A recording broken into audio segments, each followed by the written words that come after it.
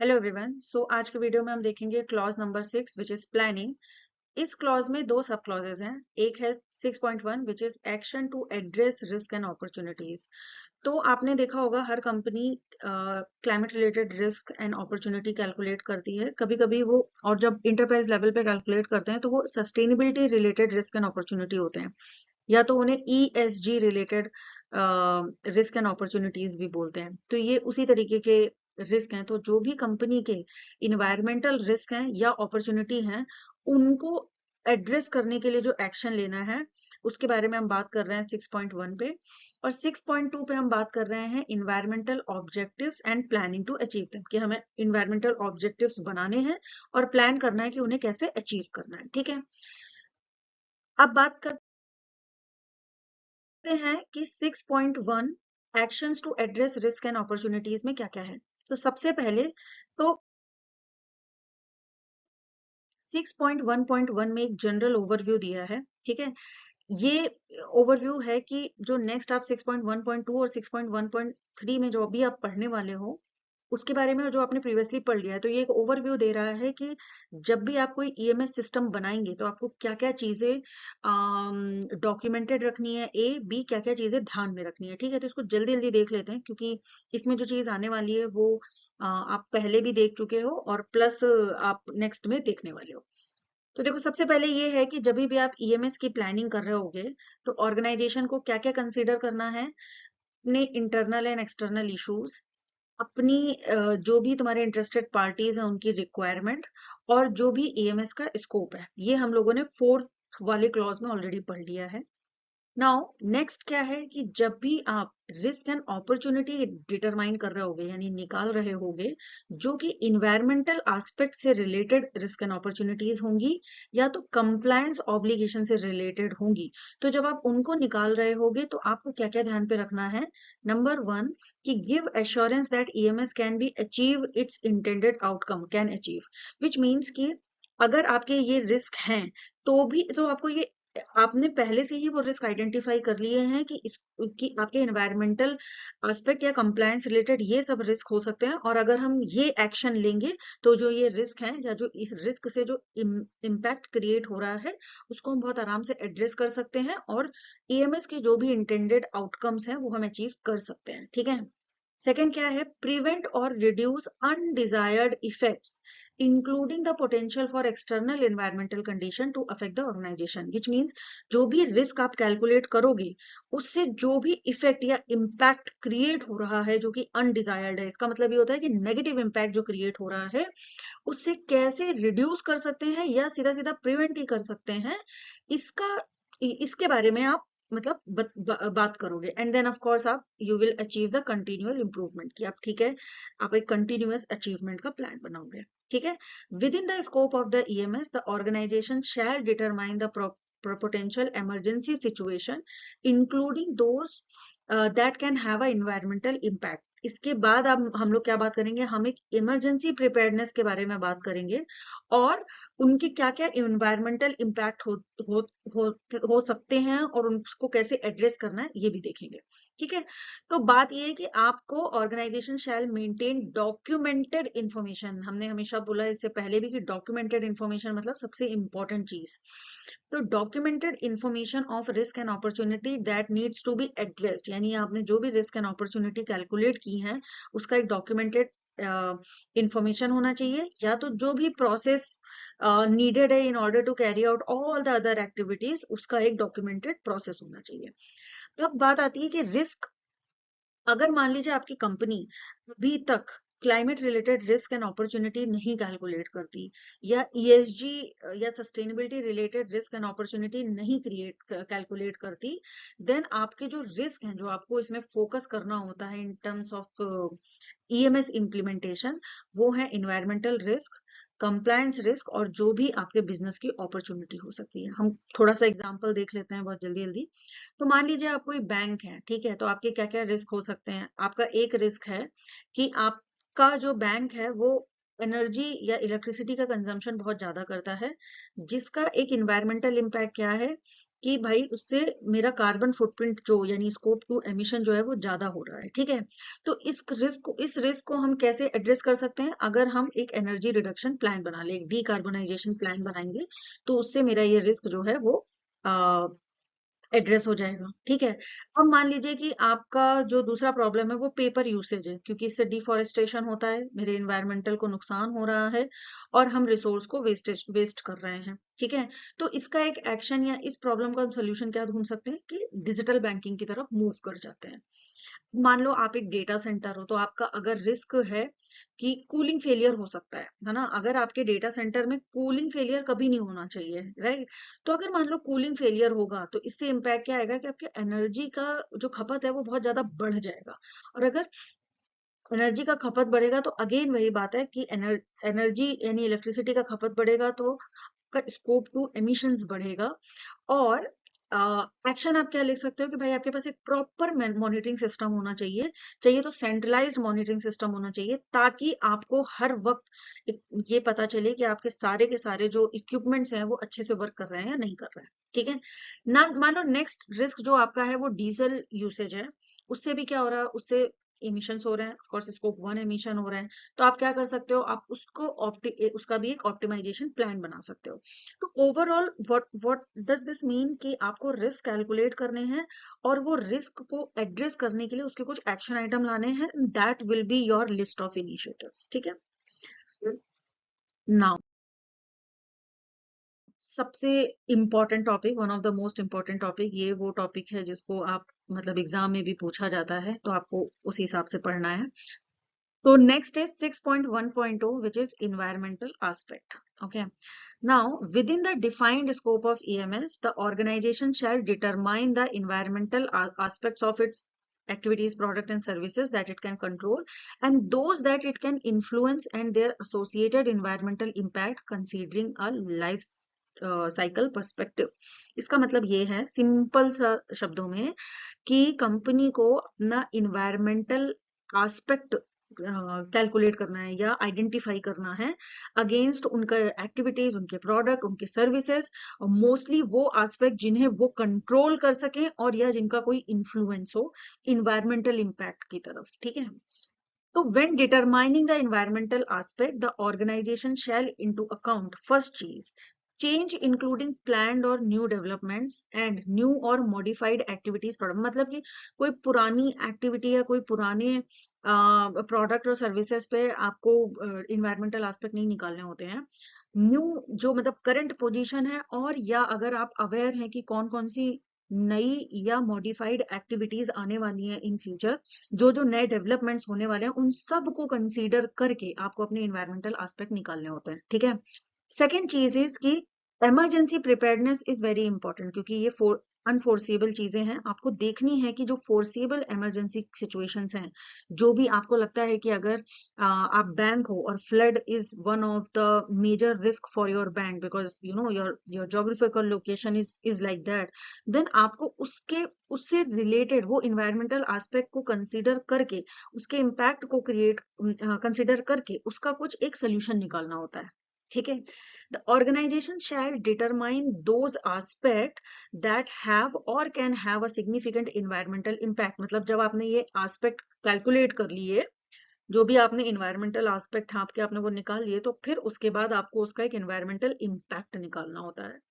And the organization shall communicate its significant environmental aspects among various level and function of the organization as appropriate. Then उसके बाद जब आपने ये निकाल लिया, तो आपको ये अपने कंपनी में within the organisation internal एक कम्युनिकेशन के थ्रू अपने ये सारे इन्वायरमेंटल एस्पेक्ट जो है वो कम्युनिकेट करना होता है, ठीक है। याद रखना ये भी एक डॉक्यूमेंटेड इंफॉर्मेशन है, विच मीन्स कि इसमें भी ये इस पूरी प्रोसेस को भी आपको डॉक्यूमेंट करना है। जो भी इन्वायरमेंटल एस्पेक्ट है और इन्वायरमेंटल इम्पैक्ट है उसको डॉक्यूमेंट करना है। फिर जो इन्वायरमेंटल एस्पेक्ट है वो कैसे सिग्निफिकेंट है आपके लिए, उसके क्राइटेरिया को भी डिफाइन करना है। एंड देन लास्ट में सारे सिग्निफिकेंट इन्वायरमेंटल एस्पेक्ट्स के बारे में बात करनी है, ठीक है। जल्दी जल्दी देख लेते हैं इसका मतलब क्या है। इसका मतलब ये है कि शॉर्टली तुम्हें सबसे पहले एक्टिविटीज को आइडेंटिफाई करना है। उसके बाद यानी कि तुम्हें तुम्हारी कंपनी की एक्टिविटीज को आइडेंटिफाई करना है। ये प्रोसेस हम लोग पहले भी कर चुके हैं, ठीक है, कि कैसे कंपनीज को आइडेंटिफाई, मतलब सॉरी, एक्टिविटीज को आइडेंटिफाई करते हैं। हम लोग ने ये इससे पहले वाले वीडियोस में किया हुआ है, आप वहां पर जाके देख सकते हैं। उसके बाद हमें उन एक्टिविटीज के अराउंड इन्वायरमेंटल एस्पेक्ट निकालना होता है, उन एस्पेक्ट के अगेंस्ट में उनका इम्पैक्ट लिखना होता है, एंड देन हम उसका सिग्निफिकेंस इवेल्युएट कर सकते हैं, ठीक है। एक एग्जांपल से बताते हैं। मान लो कि आपकी एक्टिविटी जो है वो है प्रिंटिंग, ठीक है। आपकी जो जो भी ऑफिस है वहां पे आपका वन ऑफ द एक एक्टिविटी हो गया प्रिंटिंग। तो इसका इन्वायरमेंटल एस्पेक्ट क्या हो गया, पेपर यूसेज। और इन्वायरमेंटल इम्पैक्ट क्या क्रिएट कर रहे हो आप, डिफॉरेस्टेशन, या तो आप यहाँ पे वेस्टेज भी लिख सकते हो, वेस्ट हम क्रिएट कर रहे हैं because of this. Deforestation is of course the primary. Okay. उसी तरीके से मान लो आपकी एक एक्टिविटी है इलेक्ट्रिसिटी यूज। तो इन्वायरमेंटल एस्पेक्ट क्या हो गया तुम्हारा, एनर्जी कंजम्पशन, और उससे इम्पैक्ट क्या हो रहा है, एमिशन। मतलब अगर आप इलेक्ट्रिसिटी कंज्यूम कर रहे हो या एनर्जी कंज्यूम कर रहे हो, तो उसका इम्पैक्ट क्या हो रहा है कि आप एमिशन क्रिएट कर रहे हो, ठीक है। इसका आउटकम क्या है, ये सब पूरी प्रोसेस करके आप करोगे क्या, क्योंकि ये एक डॉक्यूमेंटेड डॉक्यूमेंट है, डॉक्यूमेंटेड इंफॉर्मेशन है, तो आप एक डॉक्यूमेंट या रजिस्टर क्रिएट कर सकते हो जिसका नाम दे सकते हो एस्पेक्ट इम्पैक्ट रजिस्टर। सेम इसी तरीके से आप सारी की सारी अपनी एक्टिविटी, इन्वायरमेंट रिलेटेड एक्टिविटी को नोट डाउन करो, और उसके बाद उसके एस्पेक्ट्स को लिखो, उसके इम्पैक्ट्स को लिखो, जो भी इम्पैक्ट है, और उसके बेसिस पे आप ये रजिस्टर बना सकते हो, ठीक है। यहां तक हम इन 2 बुलेट पॉइंट तक पहुंच गए, इन 3 बुलेट पॉइंट तक पहुंच गए। अब जो बात है मेजर की, इवेल्युएट द सिग्निफिकेंस, ये कैसे निकलेगा। तो देखो, इसके बाद एक चीज हमेशा याद रखना कि जो भी आपने एक्टिविटी लिख दी है वो सब इंपॉर्टेंट तो है नहीं। आपने तो अपनी कंपनी की सारी एक्टिविटी लिख दी है, राइट। तो not everything is important, is very important. इसको समझना कि नॉट एवरीथिंग इज इम्पोर्टेंट। तो आपने जितनी भी एक्टिविटी लिखी है, उनके जो भी इन्वायरमेंटल एस्पेक्ट लिखे हैं और जो भी इम्पैक्ट लिखे हैं, नाउ कम्स कि आपको उसका सिग्निफिकेंस कैलकुलेट करना है। जो कि आप कैसे कैलकुलेट करोगे, उसका सीवियरिटी जान के, उसकी फ्रीक्वेंसी को जान के, उसके लीगल रिक्वायरमेंट को जान के, और नहीं तो उसके स्टेक होल्डर के कंसर्न को जान के, ठीक है। इसका मतलब ये है कि मान लो कि एक एग्जांपल दिया है हमने कि मान लो कि अगर high electricity use is one of the environmental aspect, तो ये सिग्निफिकेंट है। बट अगर आप ये देखो कि ऑफिस में जो टी है वो वेस्ट हो रही है, तो फिर वो नहीं है। इस तरह की चीजों को I am trying to explain, okay.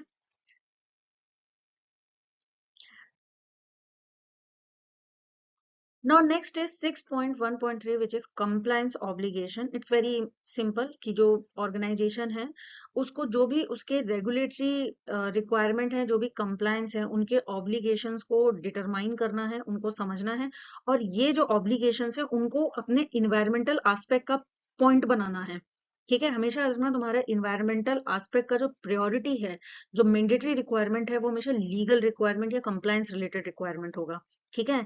तो इसका मतलब क्या है कि तुमको अपनी लीगल रिक्वायरमेंट को आइडेंटिफाई करना है, और अगर उसके अलावा भी कोई रिक्वायरमेंट है जो रेगुलेटरी में आती है, कंप्लायंस में आती है, may be central bank of UAE है, आरबीआई है, इनकी है, ये सब जो इंपॉर्टेंट चीजें हैं इनको सबसे पहले लिखना है, ठीक है।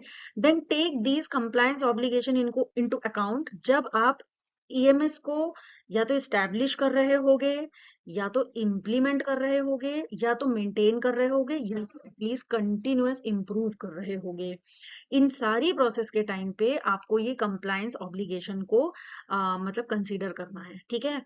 इस चीज का भी, इस पूरी प्रोसेस का भी आपको डॉक्यूमेंटेड इंफॉर्मेशन रखना है। याद रखना, ये बहुत इंपॉर्टेंट है। ये आपसे एग्जाम में भी पूछा जा सकता है कि डॉक्यूमेंटेड इंफॉर्मेशन कौन कौन सी होती है, तो आपको पता होना चाहिए। तो ये जो कंप्लायंस ऑब्लिगेशन है, ये भी एक डॉक्यूमेंटेड इंफॉर्मेशन है, ठीक है। अब डॉक्यूमेंटेड इंफॉर्मेशन है मतलब क्या क्या बनाए, तो या तो आप एक ही डॉक्यूमेंट बना सकते हो जिसमें आप सब कुछ लिख सकते हो, जिसे आप ईएमएस फ्रेमवर्क बोल सकते हो या कुछ भी बोल सकते हो, या तो आप हर चीज का अलग अलग डॉक्यूमेंट बना लो। तो इसके डॉक्यूमेंट का नाम आप दे सकते हो लीगल रजिस्टर या कंप्लायंस रजिस्टर। इस तरीके का रजिस्टर ऑलरेडी अवेलेबल भी होता है आपके लीगल और कंप्लायंस डिपार्टमेंट में। इट्स जस्ट कि वो ईएमएस से अलाइंड नहीं होता, या वो प्योरली ईएमएस से रिलेटेड नहीं होता है, वो ओवरऑल एंटरप्राइज लेवल पे होता है, ठीक है। Next is 6.1.4 which is planning action. Now अब ऑर्गेनाइजेशन को क्या प्लान करना है कि जो भी आपने इन्वायरमेंटल एस्पेक्ट निकाले हैं, जो भी आपने कंप्लायंस ऑब्लिगेशंस निकाले हैं, या जो भी आपने रिस्क एंड अपॉर्चुनिटी निकाले हैं, उनके अगेंस्ट में कुछ एक्शंस लो, उनको एड्रेस करने के लिए कुछ actions low, and learn how to integrate and implement this action into the EMS process और या बिजनेस प्रोसेस। मतलब बेसिकली इन शॉर्ट तुम्हें ये देखना है कि अब तो तुमने पूरा प्लानिंग कर लिया, अब इसके एक्शन में आ जाओ। अब देखो कि इसको कैसे डू वाली साइकिल में जाना है, यानी अब इसको कैसे करना है। ठीक है, बहुत सारा प्लान कर लिया तुमने, रिस्क एंड अपॉर्चुनिटी कैलकुलेट कर लिए, तुमने इन्वायरमेंटल एस्पेक्ट निकाले, तुमने पॉलिसी बना ली, तुमने गवर्नेंस स्ट्रक्चर बना लिया, तुमने रोल्स एंड रिस्पॉन्सिबिलिटीज बना ली। ठीक है, और तुमने कंप्लायंस ऑब्लिगेशन समझ लिए, लीगल रजिस्टर समझ लिया, स्टेक होल्डर एंगेजमेंट भी कर लिया, प्लस तुमने इसके सिग्निफिकेंट इन्वायरमेंटल एस्पेक्ट की भी एक लिस्ट बना ली। नाउ टाइम वो आ गया है जब आपको ये सब प्लानिंग करनी है, और जब आप प्लान कर रहे हो, सॉरी, अब आपको ये प्लानिंग को एग्जीक्यूट करना है, और जब आप एग्जीक्यूट कर रहे हो तब आपको इंश्योर करना है कि ये सारी चीजें ईएमएस प्रोसेस में इफेक्टिवली जो है वो एड्रेस हो।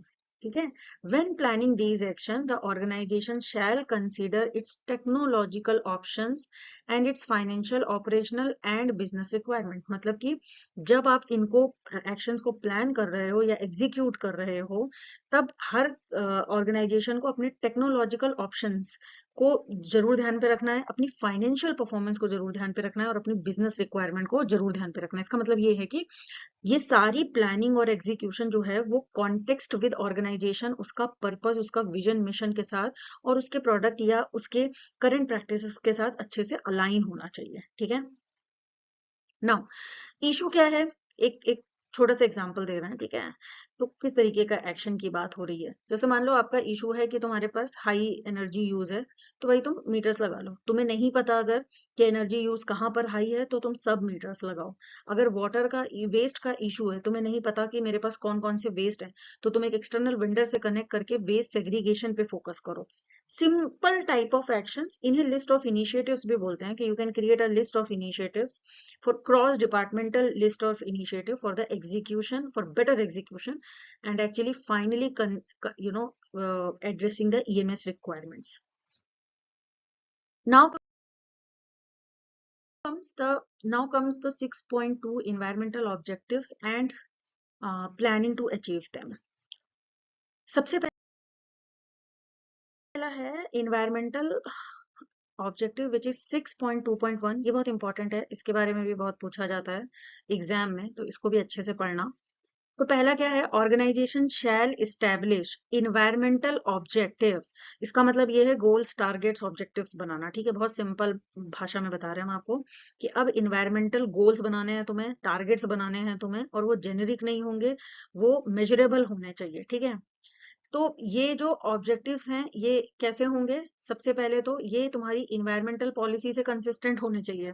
तो जो पॉलिसी पहले बनाई थी उसमें जो लिखा है वो ही यहाँ पर भी होना चाहिए, या जो उसमें कमिटमेंट कर रहे हो उससे मैच करनी चाहिए ये। ठीक है, दूसरी बात की मेजरेबल होने चाहिए। इसका मतलब ये कि जेनेरिक शब्द नहीं बोलना है कि हम एनर्जी रिड्यूस करेंगे, नहीं, कितनी एनर्जी रिड्यूस करेंगे ये बताना है। मॉनिटर्ड होने चाहिए। अब आपने बोल दिया कि हम इतने 20% एनर्जी रिड्यूस करेंगे, बट उसे मॉनिटर कैसे करोगे, कैसे पता कि 20% एनर्जी रिड्यूस हो रही है, वो मॉनिटरिंग सिस्टम इसमें होना चाहिए। देन कम्युनिकेटेड होने चाहिए, विच मीन्स कि आपके पास इंटरनल इंटरेस्टेड पार्टी और एक्सटर्नल इंटरेस्टेड पार्टी को आप कैसे कम्युनिकेट करोगे। मान लो इंटरनल को आप ईमेल के थ्रू करोगे, एक्सटर्नल को आप ईएसजी रिपोर्ट, सस्टेनेबिलिटी रिपोर्ट के थ्रू करोगे। तो ये कम्युनिकेशन जो है वो चैनल बिल्कुल क्लियर होने चाहिए कि आप कैसे कम्युनिकेट करोगे, अपडेटेड एज अप्रोप्रिएट। सबसे इंपॉर्टेंट चीज कि इसकी जो भी ये तुम्हारे गोल्स एंड टारगेट हैं, इनको जैसे जैसे जरूरत है, एज एंड वेन नीडेड, इनको अपडेट करना बहुत जरूरी है, तो वो अपडेट करेंगे। Then organisation shall maintain documented information on the environmental objective. इसकी भी एक डॉक्यूमेंटेड इंफॉर्मेशन रखनी है, इसको भी राइटिंग में रखना है। अब देखो, वही जो हमने बोला अभी थोड़ी देर पहले कि अगर आप कोई ऑब्जेक्टिव बनाते हो कि मैं एनर्जी कंजम्पशन रिड्यूस करूंगा, तो वो एक वीक ऑब्जेक्टिव है। आपको कैसा ऑब्जेक्टिव बनाना है कि I will reduce energy consumption by 10% within this 12 months, जैसे कि net zero by 2050 is your measurable और रियल इन्वायरमेंटल ऑब्जेक्टिव, उसी तरीके से ऑब्जेक्टिव बनाने, ठीक है। तो इन्वायरमेंटल ऑब्जेक्टिव सिंपल सिंपल शब्दों में सिर्फ है कि गोल्स एंड टारगेट्स बनाने हैं। नाउ तो जब आप ये बना रहे होगे तो आपको क्या समझना है कि क्या अचीव करना है, कितना अचीव करना है और कब तक अचीव करना है, what, how much and by when.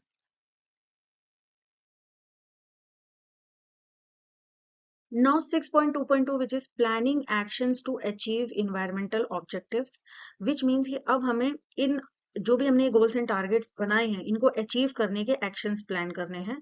तो जब आप इनको प्लान कर रहे होगे तो आपको ये देखना है कि व्हाट विल बी डन, अब हमें करना क्या है इन्हें अचीव करने के लिए, what resources will be required, किस तरह के रिसोर्सेज चाहिए इनको अचीव करने के लिए, हु विल बी रिस्पॉन्सिबल, कौन कौन लोग किस किस स्टेज में क्या क्या काम के लिए किस किस वक्त तक इंपॉर्टेंट होंगे और रिस्पॉन्सिबल होंगे, उनको अकाउंटेबिलिटी देना। याद रखना टॉप मैनेजमेंट की सबसे ज्यादा अकाउंटेबिलिटी है या मेन अकाउंटेबिलिटी है। एंड कब तक ये कंप्लीट होगा, and then lastly how the results will be evaluated, कैसे आप इसके रिजल्ट्स को कैलकुलेट करोगे, कैसे आप प्रोग्रेस को against your goals and target basically review करोगे। ये जो है इसके एक्शंस, इसको आपको प्लान करना है, ठीक है। Now the organization shall consider how the actions to achieve the environmental can be integrated into organizational business process, ठीक है।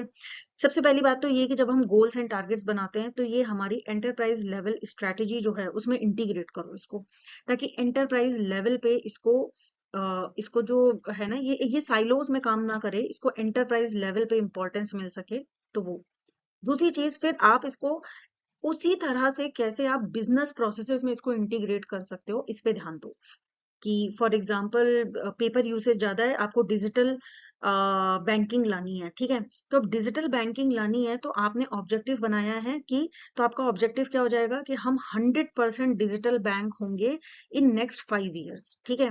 तो इसका मतलब क्या है कि आपकी एक करंट स्टेट होगी जिसे बेस ईयर बोलते हैं, एंड देन नेक्स्ट 5 ईयर तक हर साल आप कितना इम्प्रूव करोगे, कौन कौन उस इम्प्रूवमेंट के लिए क्या क्या काम करोगे, कौन कौन से रिसोर्सेज लगेंगे, कौन कौन इंपॉर्टेंट लोग होंगे, और कैसे आप रिजल्ट कैलकुलेट करोगे। मान लो आपको 100% डिजिटल बैंकिंग जाना है, तो अभी हर साल अगर आप 20-20% जा रहे हो तो आप कैसे मॉनिटर करोगे कि आप 20% पहुंच गए हो या नहीं पहुंचे हो, ठीक है। तो देखो, ऑब्जेक्टिव प्लानिंग बेसिकली करना क्या है, एक बहुत ही अगर सिंपल शब्दों में बताएं तो फॉर ईच ऑब्जेक्टिव डिफाइन की रिस्पॉन्सिबिलिटी किसकी क्या है, डिफाइन द रिसोर्सेस की भाई ये रिसोर्सेस लगेंगे, then define the timeline and define the measurement method. Measurement method या monitoring method is very important, ठीक है। एंड देन अब यहाँ पे देखो, जैसे कि मान लो तुम्हारा ऑब्जेक्टिव है, यहाँ ये हमने एग्जांपल अभी थोड़ी देर पहले बोला, मान लो तुम्हारा ऑब्जेक्टिव है कि तुम पेपर रिडक्शन करोगे, तो टारगेट क्या है कि 30% रिडक्शन करोगे। कौन रिस्पॉन्सिबल है, मान लो एडमिन रिस्पॉन्सिबल है, और उसकी केपीआई क्या होगी, paper usage per month. Paper usage per month वो केपीआई यानी की परफॉर्मेंस इंडिकेटर है, जिससे आपको पता चलेगा कि हाँ पेपर का यूसेज कम होता जा रहा है अब, ठीक है। अब हम एक एक्सरसाइज देखते हैं। ये बेसिकली मान लो तुम्हारा ऑफिस जो है वो of course daily electricity use करता है, ठीक है। अब आपको कमेंट बॉक्स में मेरे कुछ सवालों का जवाब दीजिए। सबसे पहली बात कि what is the environmental aspect and impact of it. सोचो, अभी तक जो पढ़ा है उसके हिसाब से अगर आपका कंपनी जो है वो इलेक्ट्रिसिटी डेली यूज करता है, तो इलेक्ट्रिसिटी कंजम्पशन का इन्वायरमेंटल एस्पेक्ट क्या है, फर्स्ट। सेकंड, इन्वायरमेंटल इम्पैक्ट क्या है। थर्ड, आपको severity, frequency, legal and stakeholder के बेसिस पे उसको स्कोरिंग करके हमें ये बताना है कि उसका फाइनल स्कोर क्या आया है और क्या वो सिग्निफिकेंट है या नहीं है। उसके बाद आपको उस एक मेजरेबल ऑब्जेक्टिव बताना है, एक यानी कि आपको एक इन्वायरमेंटल ऑब्जेक्टिव इस इन्वायरमेंटल एस्पेक्ट का कैलकुलेट एक बताना है। और फाइनली ये एक स्टेप जो है, ये एक सीरीज जो है, ये जो फ्लो है, इस फ्लो में सारे आंसर्स देने हैं, ठीक है। बेसिकली ये आपकी एक्टिविटी है, एक्टिविटी क्या है, office. Now you have to tell me कि इन्वायरमेंटल एस्पेक्ट क्या होगा, उसका इन्वायरमेंटल इम्पैक्ट क्या होगा, और फिर फाइनली उसका ऑब्जेक्टिव क्या होगा। ठीक है, कमेंट बॉक्स में लिख के एक एक करके सब लोग आंसर करो कि क्या होगा। जहाँ I will respond to the to all the comments which I will receive. Thank you very much. मिलते हैं नेक्स्ट वीडियो में। If you are satisfied please tell others, if not then please tell me in the comment box. If you have any other questions you can always ask me in the comment box. Thank you very much. हम लोग next video में मिलते हैं।